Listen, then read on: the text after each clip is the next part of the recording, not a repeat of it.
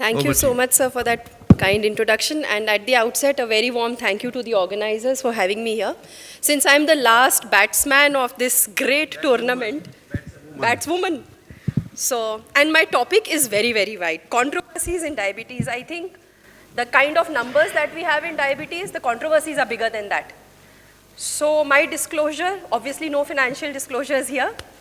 Controversies, like I said, are plenty. And now we have an international conference purely on controversies in diabetes, which discusses all these controversies every year with all the best brains from the world sitting together for 3 to 4 days at different international platforms trying to address each and every controversy and come to a consensus. So for me to sum up everything in 20 minutes is going to be a very Herculean task, and let me cover up just a few broad controversies that I could think of and bring it to your notice. So like I said, right from the beginning of how do you define diabetes, the controversy starts.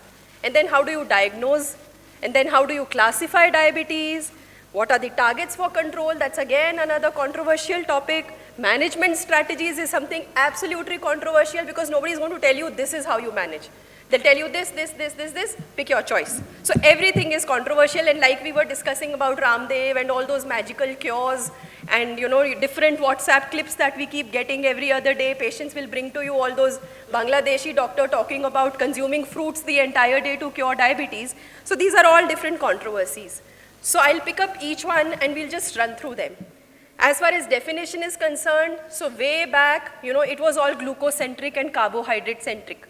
So the Indian physician Sushruta Charak, they also talked of diabetes, the sweet urine, so it was all sugar-based. Then came the Greeks, and then the Egyptians, and everywhere, so it was all a glucocentric. Now we know it is not only glucocentric, but there are defects in carbohydrate, lipid, and protein metabolism, which lead to chronic hyperglycemia, and this leads to complications. So the definition itself is evolving as science emerges, and maybe we'll have another definition with so many pathophysiologies coming in very soon. Like I said, initially we all thought it's only the triumvirate, so it was only the insulin resistance, the insulin deficiency that was leading to diabetes along with peripheral insulin resistance at the level of liver. Then we said, no, DeFronzo came out with his octet, and we had some 7-8 different reasons why you have diabetes, and then came vitamin D, the role of catecholamines, the RAS, testosterone deficiency, then the pregnancy altogether. And now we have gut microbes, maybe as causative agents. And then we have the role of the link between pollution and diabetes. So this is again something evolving. So there's no one reason for diabetes. There's a plethora of different pathophysiologies leading to diabetes.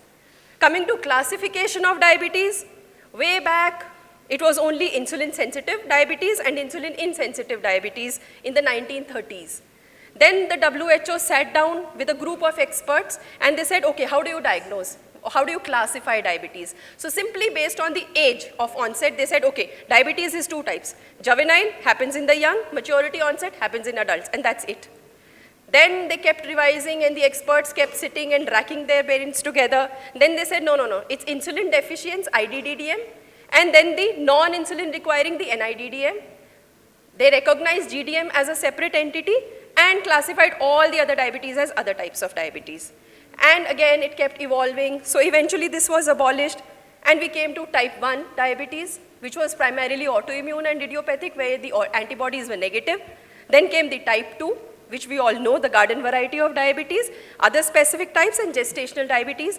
And as of now, 2018 standards of medical care, this is the classification of diabetes. You have type 1 diabetes, you have type 2 diabetes, you have gestational diabetes, which is pregnancy-induced diabetes, 2nd trimester onwards. So any pregnant lady with no history of diabetes coming to you in the 1st trimester is still pre-gestational. Only if it is 2nd trimester and beyond, you call it gestational diabetes. And then you have all the other diabetes clubbed together as specific types of diabetes under different subheadings. And then what happens? We have the different clusters coming in this year, trying to reclassify diabetes because they say, no, it cannot be just type 1, type 2, other types and GDM, because different people present in a different way. They have different insulin requirements. They have different responses. So now we have this group which has actually proposed 5 different clusters. So all different diabetics, they've tried to differentiate into 5 clusters depending on different parameters. So this is one classification that has just been proposed this very year. And now, maybe in another year or two, for Indians, Dr. Mohan's group with the University of Dundee in UK are looking at the Indian clusters. And we're also trying to find out if the Indians behave, because we all know the Asian Indian phenotype, and we're different from the Caucasians and everything. So now we're trying to actually look at the microvascular complications, the retinas, the microalbuminuria, the phenotypes of the patient, the BMIs, their C-peptide levels, and maybe soon we will have another classification which may be typical to our Indian population. This is another controversy, pre-diabetes. Does it exist? So this was something that came into the pre-diabetes term, came way back in the early 1900s when they discovered, okay, these are people who are at risk of developing diabetes, so let's call them pre-diabetes. This is one step before diabetes. Then in 1964, WHO simply classified these as high-risk cases, and they said there are 2 classes. One is those who have a previous abnormality of glucose intolerance, and the second is potentially who will develop an abnormality because they're gaining weight, and they may be high-risk cases to develop diabetes in the future. Then in the 1980s, they completely abolished the term as pre-diabetes, and they said, no, this is creating a lot of panic. So let's not call it pre-diabetes. And they said, let's call it IGT, impaired glucose tolerance. Now this was based only on the 2R value of 75 gram OGTT. Again, the ADA said, no, pre-diabetes does exist and it needs importance. So pre-diabetes term came back. So there's been a lot of controversy. Then WHO finally removed the term IGT from its formal classification of diabetes and said these are high-risk cases. So let's call it a high-risk state rather than calling it a disease. So there have been a lot of consensuses, a lot of different transformations. Now we all know pre-diabetes does exist. It is important because the risk of microvascular complications as well as macrovascular complications does increase even before a patient develops full-blown type 2 diabetes based on our criteria. So as you know the natural history of diabetes, I will not go into this. All I want to show is how before diabetes is diagnosed, even at the stage of IFG or IGT, the process of atherosclerosis is already ongoing and the microvascular complications also start right at that stage. So you really have to give it importance. As of now, Diabetes Care 2018 very clearly says pre-diabetes is the term that is to be used for individuals whose glucose levels are still not in the type 2 diabetic range, but they are at high risk of developing diabetes by either using the criteria of IFG or IGT or an A1C between 5.7 to 6.4%, and they very clearly say that it should not be viewed as a clinical entity in its own right, but only as an increased risk factor for diabetes and cardiovascular disease. So this is the current stand as far as pre-diabetes, IFG and IGT stand. Now diagnostic criteria for diabetes, every other day there's a WhatsApp which goes about and says, oh, earlier fasting 140 was diabetes, then it came down to 126, and then now 100 plus, and eventually now there's talk of lowering it to even 90s. So this is all pharma driven and lobby driven and doctor driven. No, that is not the case. So this is one thing that I'm going to clarify here. Whenever we talk of diagnostic cutoffs, these are basically based on a threshold beyond which we know that the patient will have a substantially increased risk of developing certain adverse outcomes, probably a retinopathy or a nephropathy or some kind of a problem beyond that cutoff. So there's data, there's evidence base behind setting of these cutoffs, and that is why the cutoffs keep changing, because as science evolves, you get more and more evidence. Now, if you look at the previous WHO criteria long time back, fasting more than 140 or a 2-hour plasma glucose based on a 75 gram OGTT, more than 200, so they said this has to be defined as diabetes. Now there was a discrepancy. Eventually when data emerged, they saw that almost all the individuals who had a fasting more than 140, they did have a 2-hour plasma glucose more than 200. But if you use only plasma glucose more than 200 as the diagnostic criteria, not even 1/4 of them really had an elevated fasting. So that means you need to lower the cutoff. So this was a study that actually looked at those criteria, and there was a discrepancy. They were picking up less cases. That is why the WHO kept changing their criteria, and finally, this is the current standards of medical care criteria that we all agree. A fasting more than 126 or a 2-hour plasma glucose more than 200, or an A1C more than equal to 6.5, you have to classify your patient as diabetes. Or if a patient has symptoms of hyperglycemia, even a random glucose more than 200, which you can cross-check on a subsequent this thing, that is the diagnostic criteria for diabetes as of today. Now, another controversy, HbA1c. Now, HbA1c, we all know, is the HbA1c assay we all use in our clinic practice. It's an accurate, precise measure of chronic glycemic levels reflecting last 2 to 3 months of control of diabetes.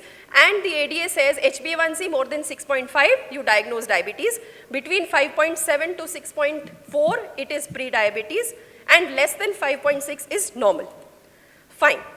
There are lots of benefits of using the HbA1c criteria, but there are problems in standardization. Different labs use different HbA1c kits, different methods to look at HbA1c, and that is why if you go back to the DCCT trial, they used HPLC method. So eventually different kits, different methods were being used, so there was no standardization available, and that is why in the 1993, the NGSP standardization program was done, which actually aligned the HbA1cs and standardized them based on the DCCT. Now what happens? It was seen that this was also not very precise, because as science evolves, you have newer technologies and newer methods coming in. What was discovered was if you use the original DCCT method, say for an HbA1c of 8, 1.6% interference was found. So actually the HbA1c by new modern methods would give out an HbA1c of 6.4. So now there's a discrepancy. What do you accept? The 8%, so then what you would feel is, so 8% is a falsely high A1c? No, the methods are different. So to avoid all that controversy, the IFCC standardization has come in now, and according to this, what happens is if they give their readings in percentage, so there'll be a flaw. So 8% versus 6.4% because we tuned to looking at the percents. So what the IFCC has done is they give out the HbA1c reading in millimoles per moles. So what exactly this means is a DCCT HbA1c of 8% corresponds to an IFCC HbA1c of 6.4. So to avoid this confusion, now it gives out readings in millimoles per moles. I'll tell you how this happens. Now there's a quick trick to convert the HbA1c from DCCT to the IFCC millimoles per moles. For whole number HbA1cs between 4 to 13, all you have to do is minus 2 rule. So that means a 7% HbA1c, 7 minus 2, you get a 5. So that's the first digit of the millimoles per mole. Another minus 2, you get a 3. So a 7% HbA1c corresponds to 53 millimoles per mole. So this is another controversy. Now we have the IFCC standardization, and that is why most of the scientific journals such as Diabetes Care, when you submit your paper to them or data to them, they insist on both HbA1c units. So you give your HbA1c in percentage as well as an HbA1c as per the IFCC millimoles per mole to avoid all this global confusion on HbA1c criteria. Of course, there are other challenges when you use HbA1c, all the different hemoglobinopathies, the anemic people. So here you will have the falsely low, or patients with hemolysis, pregnancy, where you have so much of hemolysis happening. So in those kind of high turnover RBC kind of situations, you will have a wrong HbA1c estimation, or falsely high or falsely low HbA1cs. So whether HbA1c should actually be used actually has to be decided based on the availability of the standardized HbA1c that should be made available, and the cost of HbA1c in the rural settings is also something that we need to look at.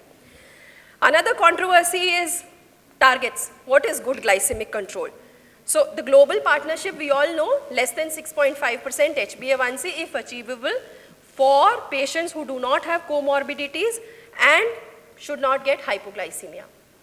Now, if you look at the different global diabetes management guidelines and look at the target HbA1c that they set for a good control of diabetes is different. Most of them talk of 7%, few of them 6.5%, so there's a variation. Again, we now know, as per the ADA, an HbA1c of less than 7% for most patients, but of course has to be individualized because you want it without hypos, you want it without other complications. The clinical benefit of targeting an A1C less than 6% has not been demonstrated. And this may increase the risk of drug-related adverse events. That is why, as of now, the ADA stand on HbA1c is A1C target of less than 7% is a good enough control. Even the ACE says you need to individualize the target based on the basis of the age of the patient, the comorbidities the patient has, the duration of disease, and the risk for hypoglycemia. So in general, a target of less than 6.5 for most of the people, but for others who are closer to healthy, you may relax the target, and even for the elderly patients or patients with lot of comorbidities, you can relax the targets based on his individualized situation.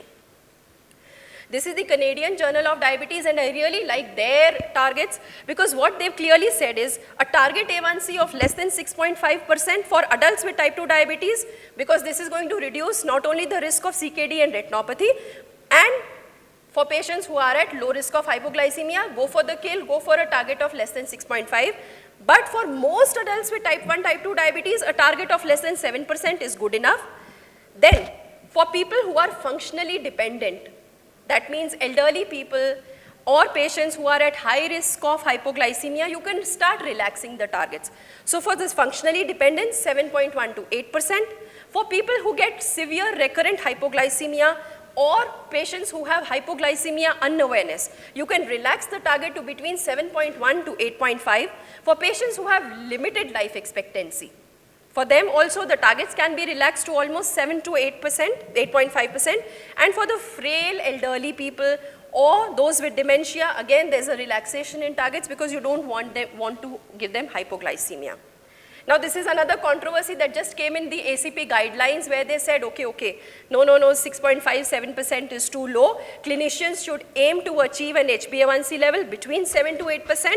And they said, de-intensify therapy if your patient with type 2 is getting an HbA1c of less than 6.5. We've had a lot of rebuttals on this, so I will, for lack of time, I will not go into this. But we all know that most of us do not agree with this. So this is something that I really like. When you have to set a target for your patient, the ADA approach, look at what is his current target, go for a more stringent targets for patients who are young, patients whose diabetes duration is less, patients who have a long life expectancy, patients who do not have comorbidities, people who do not have established CV complications. For them, you can go for a tight control, go for an A1C less than 6.5. But for elderly people, people at high risk of hypoglycemia, people on the longer duration of diabetes, people who have comorbidities, relax the targets based on their individualized presentations. Another big controversy, management of diabetes.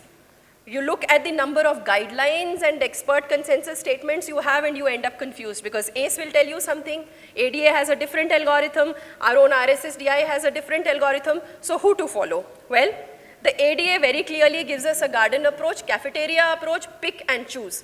Till now, it was just a horizontal thing, so you use metformin, you use lifestyle, you use diet, patient is not on control, pick any. Based on efficacy, based on HbA1c, based on complications, based on hypoglycemia risk. Now, they've slightly changed their approach.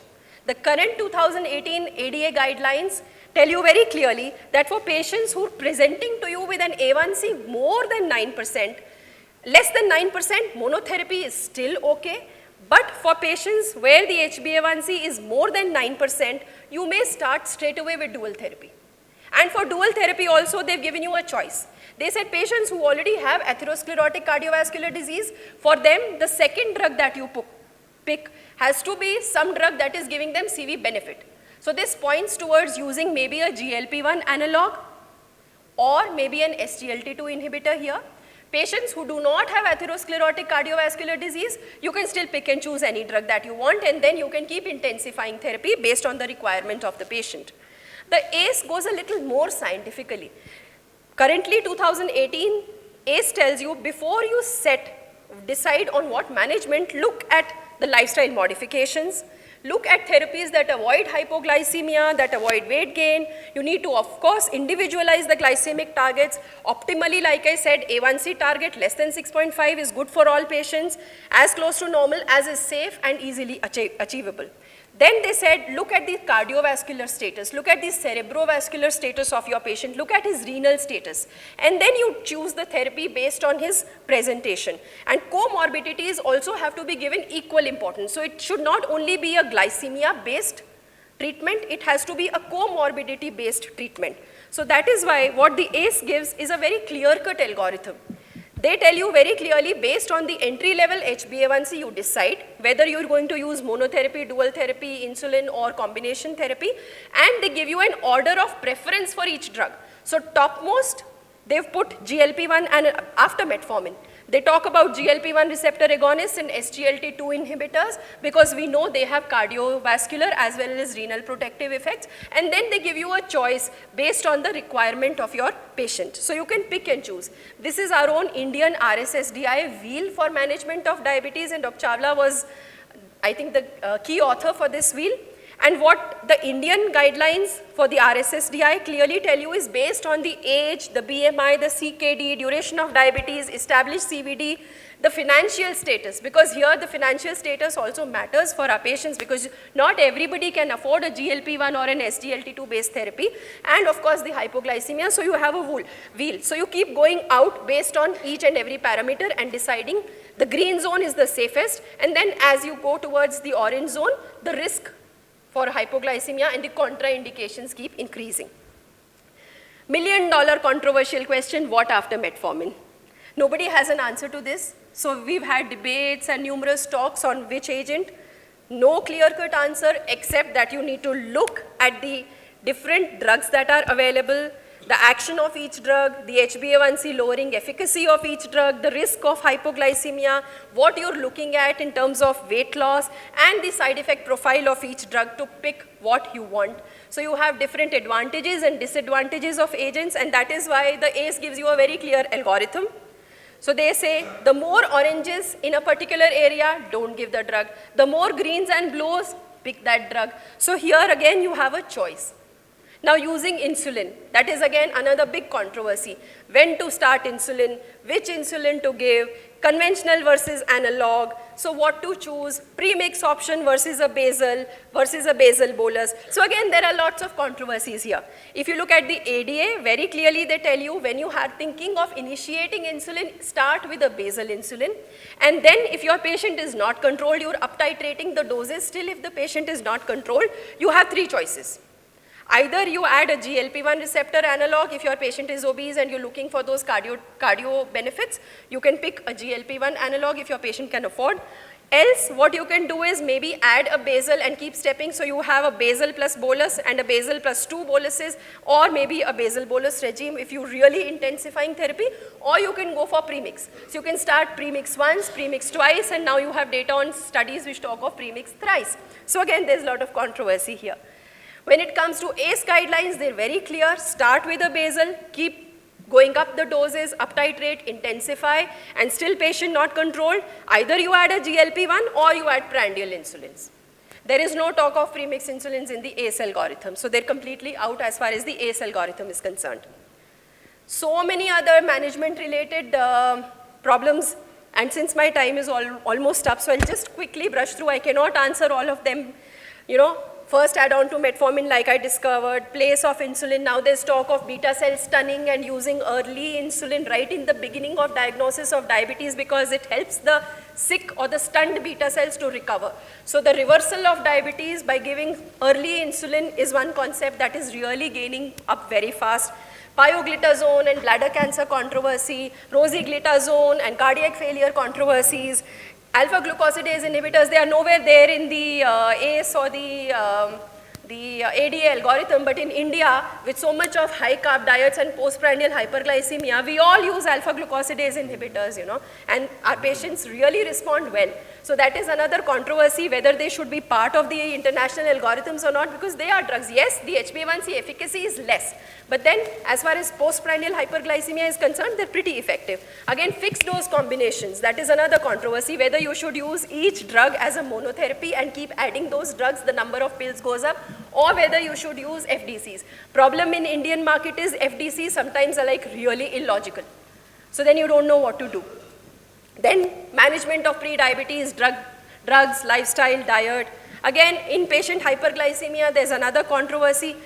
We have these RSSDI clinical practice recommendations where Dr. Panikar, was our chief mentor, and I had the pleasure of working with him. And we actually sat down and we reviewed all the international data that's available on how to manage hyperglycemia in an ICU setting and in patients who were admitted in hospital in non-critical settings, and this is a beautiful document. I request all of you to go through this, and this answers everything based on the Indian requirements, and we even have the low resource setting, what you need to do, if you do not have access to an IV insulin infusion, how do you use simple drips? So this is something that is really hands-on if you deal with inpatient hyperglycemia.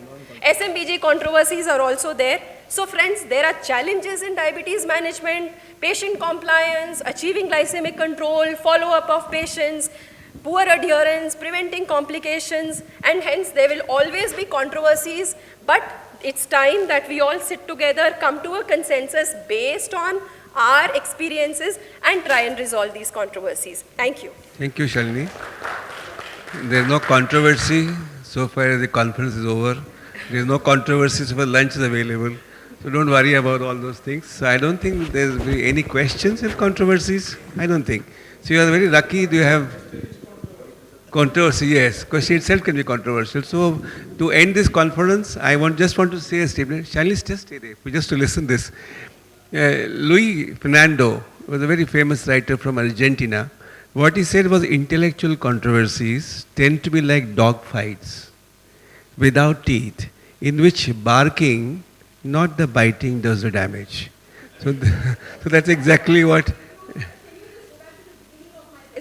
Oh my God, you don't have to start all over again. There'll be controversy. Just the first picture that I showed, that's what talks about the diabetes controversy. Just the topic, the first slide. You have to rewind backwards. See this picture? This is how the global controversies are for diabetes. One organization says one thing, the other one fights it out and says, no, this is the controversy. So the consensus still has to emerge. Okay, so we end on the note of the controversy, but you all treat your patient very intelligently without having controversy, otherwise the patient will not come back to you. Okay. Thank you.